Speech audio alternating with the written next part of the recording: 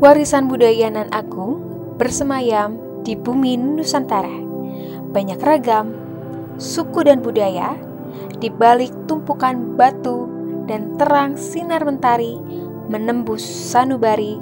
Hadir sebuah megastruktur jejak pencapaian manusia, peradaban dan religi, yaitu Candi Borobudur.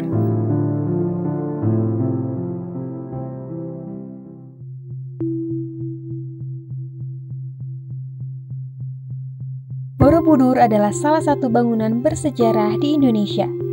Bangunan ini dianggap sebagai candi agama Buddha terbesar di dunia karena ukurannya yang sangat terlihat megah. Bangunan ini terletak di Magelang, Jawa Tengah.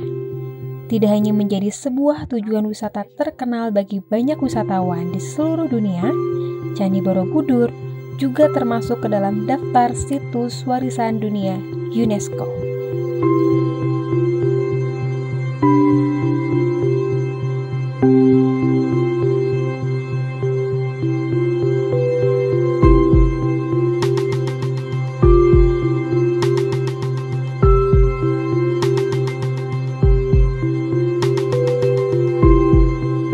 Pada kesempatan kali ini, aku dan sahabatku mau mencoba mencari tahu nih tentang sejarah Candi Borobudur langsung pada narasumbernya. Selain kita dapat info akurat dari narasumber, kita juga bisa berwisata untuk melihat langsung kemegahan Candi Borobudur, baik dari arsitekturnya, reliefnya, dan pastinya banyak hal menarik yang bakal kita dapetin di sini.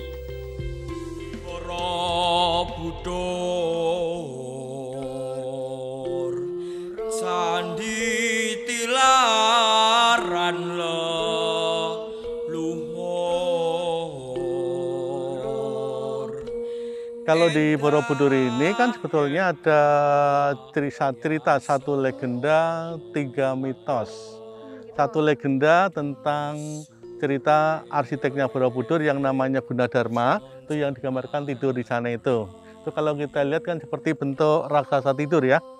Dan kalau cerita mitos itu yang cukup terkenal, itu patung Punto Bimo. Itu barang siapa atau wisatawan yang berkunjung Borobudur, di tingkat atas kan ada seperti lonceng, namanya stupa, dalamnya ada patung Budanya. Katanya kalau bisa pegang patung Budanya, keinginannya akan tercapai.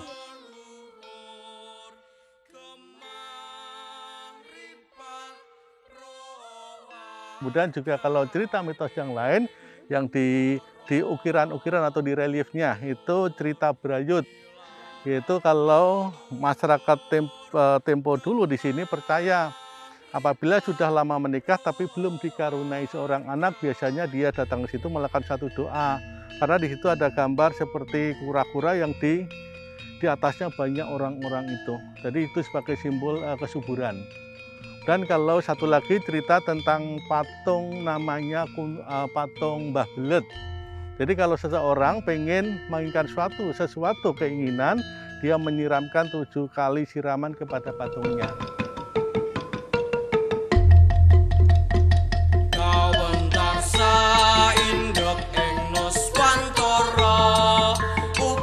Kalau dalam agama Buddha, cerita-cerita itu kan malah tidak ada. Itu yang menciptakan kan orang Jawa biasanya itu. Iya, banyak simbol-simbol aja kan. Ya contohnya aja patung Punto Bimo. Itu kan di dalam stupa kan seperti lonceng itu kan, loncengnya ada lubangnya kan. Ya sumpama kalau kita mau make a wish ya. Kalau kita kan mau pegang ke dalam kan pasti mencari lubang yang paling dekat kan. Kita memasukkan tangan. Memasukkan tangan juga artinya berusaha. Oh iya. Ya kan? Jadi kalau tidak ada usaha kan tidak akan tercapai. Tapi yang pasti yang nyampe kan yang tangannya panjang. Tapi yang panjang tangan jelek gitu. Ya kan? Nah, betul-betul. Iya, itu kan cerita-cerita seperti itu kan.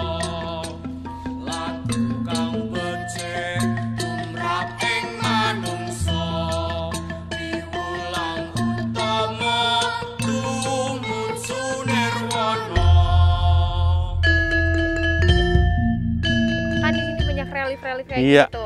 Nah sebetulnya ada arti tersendiri nggak sih dari Ada arti ini kan ya kalau dalam agama Buddha ukiran pahatan di sini adalah sebuah naskah yang dibuatkan atau seperti cerita bergambar atau komik.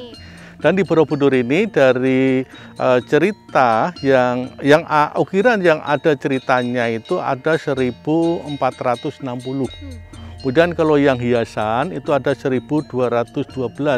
Kalau dijajarkan kan panjangnya lebih dari 2,5 kilo. Jadi apabila kita membaca cerita Buddha, itu dimulai dari pintu timur berputar searah jarum jam. Namanya pradaksina. Jadi kalau umat Buddha, apabila dia ritual ke Borobudur selalu berputar searah jarum jam, menghormat roh suci. Itu. Kemudian juga ada cerita yang lain, yaitu cerita Jataka, yaitu cerita kehidupan masa lalu dari Buddha, reinkarnasinya. Dia pernah lahir menjadi binatang-binatang suci seperti kelinci, kera, atau gajah, atau yang lainnya.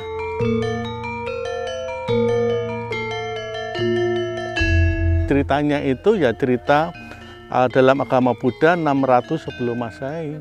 Iya, kan di situ kan kalau kita kembali agama Hindu Buddha berasal dari India kan? Oh iya. Itu kan India kan. Jadi kalau di sana kan diawali dengan cerita tentang Raja Sududana. Ya, Raja Sududana istrinya Mahamaya yang sudah lama menikah tapi belum dikaruniai anak. Kemudian raja tadi bertapa di hutan Asoka, dan sewaktu bertapa istrinya dalam istananya dia tidur, dan dalam tidurnya kan bermimpi. Dia melihat seekor gajah putih, dan gajah putih tadi mengitari badannya 3 kali searah jarum jam, kemudian masuk dalam perutnya. Setelah pagi harinya kan dia bingung apa arti mimpi itu kan. Kemudian mencari suaminya yang sedang bertapa di hutan Asoka untuk meramalkan. Telah bertemu, menceritakan tentang mimpinya, tapi raja tidak bisa meramalkan. Kemudian raja tadi kan mengundang para brahmana ya, dan salah satu brahmana meramalkan bahwa dalam mimpinya tadi sekarang Mahamaya sudah hamil. Dan nanti dia melahirkan seorang anak namanya Pangeran Siddhartha atau Siddhartha Gautama itu. Jadi proses kelahirannya. Jadi kalau di Borobudur ini kan setiap tahun sekali masih digunakan untuk ritual Waisak ya. Dia datang dari seluruh Indonesia, kadang ada perwakilan dari negara tetangga. Melakukan suatu prosesi ritual, yaitu dimulai dari Candi Mendut, melewati Candi Pawon dan berakhir di Borobudur. Ini kalau upacara Waisak kan mengenang 3 peristiwa. Pertama, kelahiran Pangeran Siddhartha Gautama itu yang kita kenal Buddha. Kedua, sewaktu bertapa di bawah pohon Bodhi mencapai pencerahan kebudayaan, dan ketiga, waktu meninggalnya. Gitu. Dengan bercerita, kita bisa menyampaikan nilai-nilai universal yang diakui setiap budaya. Sehingga, berbagai budaya yang unik sebetulnya bisa hidup berdampingan dengan harmonis. Ternyata Borobudur bagus banget ya. Walaupun cuacanya panas juga tetap asik ya kan.